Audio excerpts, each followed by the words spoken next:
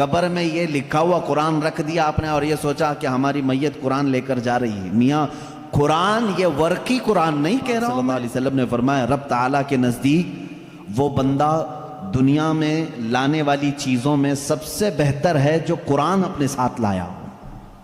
قرآن اپنے ساتھ لایا ہو مطلب کیا ہے؟ قبر میں یہ لکھا ہوا قرآن رکھ دیا آپ نے اور یہ سوچا کہ ہماری میت قرآن لے کر جا رہی ہے. میاں قرآن یہ ورقی قرآن نہیں کہہ رہا ہوں میں. قرآن وہ نفس قرآن جو لوح محفوظ میں ہے اور تمہارے دلوں میں اترا ہوا ہے، اس قرآن کی بات کر رہا ہوں. وہ قرآن جس نے بھی اپنے سینے میں رکھا اور اللہ کی بارگاہ میں گیا، اس کی سفارش قرآن کی مردود نہیں ہوتی. رسول کریم صلی اللہ تعالیٰ علیہ وسلم فرماتے ہیں دو چیزیں تمہارے عمل میں سے، تمہارے عمل جتنے بھی ہیں دنیا میں، جیسے نماز، روزہ، حج، زکوٰۃ، خیرات، صدقات، یہ سب جو اعمال ہیں، ان سارے اعمال میں سے دو عمل ایسے ہیں حضور پاک صلی اللہ علیہ وسلم فرماتے ہیں وہ قیامت کے دن ان کو اللہ تعالیٰ شکل دے گا، انسانوں جیسی ایک شکل، اور وہ اپنے ساتھی کی سفارش کرنے کے لیے جھگڑا کریں گے. وہ آئیں گے سفارش کے لیے. پوچھا گیا وہ کون سی ہیں؟ کہا ایک روزہ رمضان، اللہ تعالیٰ اس کو شکل دے گا، اور دوسرا قرآن، اس کو بھی شکل دی جائے گی. حضور اکرم صلی اللہ تعالیٰ علیہ وسلم نے فرمایا جس کے حق میں یہ دونوں نے سفارش کر دی اس پر جنت واجب ہو گئی، اور جس کے خلاف آ کر کے یہ دونوں کھڑے ہو گئے، میرے آقا صلی اللہ علیہ وسلم فرماتے ہیں پھر اس پر دوزخ میں جانا لازم ہو جائے گا. اگر یہ دونوں آ کر کھڑے ہو گئے کسی کے خلاف، قرآن اور رمضان. رمضان کہے گا کہ مولا میں اس کے گھر جاتا تھا، اس نے بے حرمتی کی ہے، میری بے عزتی کی ہے. میں جب جاتا تھا تو یہ بے حیائیاں ویسے ہی کرتا تھا، میرا ادب و احترام کبھی نہیں کیا اس نے. اگر رمضان ہمارے خلاف کھڑا ہو گیا اور قرآن اگر یہ کہہ دیا کہ مولا کبھی اس نے مجھے اپنے سینے سے نہیں لگایا، کبھی میری آیتیں تلاوت نہیں کیا، اس کو آج معاف نہ کیا جائے، رب تعالیٰ ان دونوں کی سفارش اس حق میں بھی قبول کرے گا اور دوزخ میں بھیجے گا. اللہ کے رسول صلی اللہ تعالیٰ علیہ وسلم جو سید المعصومین ہیں، بخشے ہوئے ہیں، وہ دعا یہ کرتے تھے اللہم اجعل القرآن حجتا لنا لا حجتا علینا. اے اللہ قرآن کو قیامت کے دن ہمارا سفارشی بنا، ہمارے خلاف مقدمہ کرنے والا نہ بنا. اندازہ کرو رسول کریم صلی اللہ تعالیٰ علیہ وسلم جب یہ دعا فرماتے تھے، اس قرآن کو تم ہلکا نہ سمجھو. اے مسلمانوں سوچنے کی بات ہے، تمہارے پاس 1000 کتابیں نہیں ہیں، ایک ہی قرآن ہے جس سے ساری امت کو جوڑا گیا ہے. اور حد تو یہ بھی ہے اسلام میں، اسلام کے نام پر 70 سے زیادہ فرقے بنے، بہت فرقے بنے. ہر صدی میں کچھ نہ کچھ فرقے جنم لیتے رہے اور مرتے بھی رہے. آج بھی ہیں 70 سے زیادہ فرقے پائے جاتے ہیں، بلکہ خود شیعوں میں 70 فرقے ہیں، خوارج میں الگ فرقے ہیں، ان کے علاوہ اور دوسرے فرقے جیسے قادیانی ہیں، بدعقیدہ ہیں، جو اسلام کی کچھ نہ کچھ بنیادی چیزوں سے انحراف کرتے ہیں. لیکن میں آپ کو بتاؤں تقریباً جتنے اسلامی فرقے ہیں سب کا اتفاق ہے کہ قرآن یہی ہے، کوئی اور نہیں. یہ 30 پارے جو قرآن کے ہیں اس پر سب کا اتفاق ہے.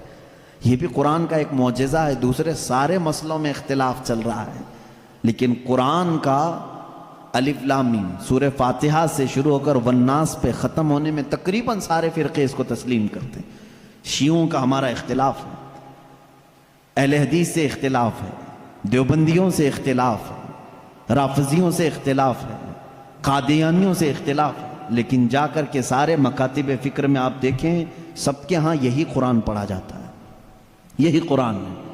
اسی لیے میں کہتا ہوں ایک قرآن ہے، لیکن اس امت نے اس کو اتنا بوجھل کیوں سمجھا ہے، اس کو اتنا بھاری کیوں سمجھا ہے، جبکہ وہ مولا اسی قرآن میں یوں فرماتا ہے، ایک بار نہیں 4 بار فرما رہا ہے وَلَقَدْ يَسَّرْنَا الْقُرْآنَ لِلذِّكْرِ فَهَلْ مِن مُدَّكِرٍ. ہم نے قرآن کو یاد کرنے کے لیے آسان بنایا ہے، ہر کوئی یاد کرنے والا، اور وہ اتنا آسان ہے، اتنا آسان ہے. میں نے خود دیکھا ہے کہ وہ بچے جن کو ابھی سوجھ بوجھ بھی نہیں آتی، سمجھ بوجھ بھی نہیں آتی، وہ بھی جب قرآن یاد کرنے لگ جاتے ہیں تو ان کے سینوں میں قرآن اتر جاتا ہے۔ جب میں خود قرآن حفظ کرنے کے لیے نکلا تھا، ہماری عمر 11 سال کی تھی، بہت سارے معاملات سمجھ میں نہیں آتے تھے، لیکن ہم نے تیزی سے یاد کیا۔ اللہ کا فضل تھا، ہمارے ساتھ کچھ ایسے بھی تھے جن کو 2+2 کیا ہوتا ہے یہ بھی نہیں معلوم تھا، لیکن وہ 30 پارے کے حافظ تھے۔ دوسری چیزوں میں اگرچہ ذہن کند ہو، لیکن قرآن ایک معجزہ ہے جو یاد کرنے والے کے سینے میں اتر جاتا ہے۔ ہاں، یہ اس کے ساتھ نہیں جاتا جو اس کو بھاری سمجھتا ہے، جو اس کو بوجھل سمجھ کر کے چھوڑا اس کے ساتھ نہیں جاتا، اور جو اس سے محبت کیا اس کے سینے میں بہت آسانی سے اترتا ہے۔ میں نے تو محسوس کیا ہے، ہمارے ساتھ ایسا بھی ہوتا رہا ہے، استاد بیٹھے ہوئے ہیں سنتے رہتے تھے، ایک دن کا اتفاق ایسا ہوا کہ خبر یہ لگی کہ کل شاید استاد آنے والے نہیں ہیں، موج مستی کرتے ہیں سارے، کل کا تو سبق چھٹی ہے، کچھ یاد نہیں، کیونکہ پہلے ہی معلوم ہو گیا استاد نہیں آنے والے ہیں، اور صبح 8 بجے سے کلاس چلتی تھی، 9 بجے تک نہیں آئے تو پکا ہو گیا کہ آئیں گی، کلاس بند کر کے نکلنے ہی والے تھے کہ استاد سامنے نظر آ گئے۔ سب کو کہا بیٹھو، میری کوئی چھٹی نہیں ہے، میں تاخیر ہو گیا تھا، بس مؤخر ہو گیا تھا۔ اب سبق سنانے کے لیے جس کو بھی بلایا جائے، ظاہر سی بات ہے جو سختیاں ہوتی تھیں کہاں سے، رات کو یاد نہیں کیے، صبح یاد نہیں کیے، سامنے اچانک سننے کے لیے۔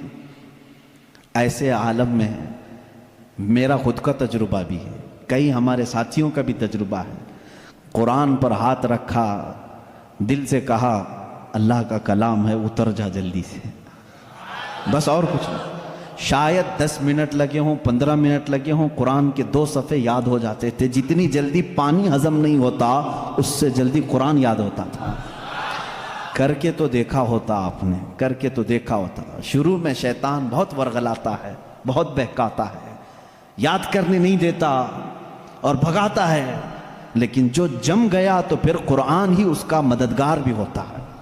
السلام علیکم، آپ سب خیریت سے ہیں؟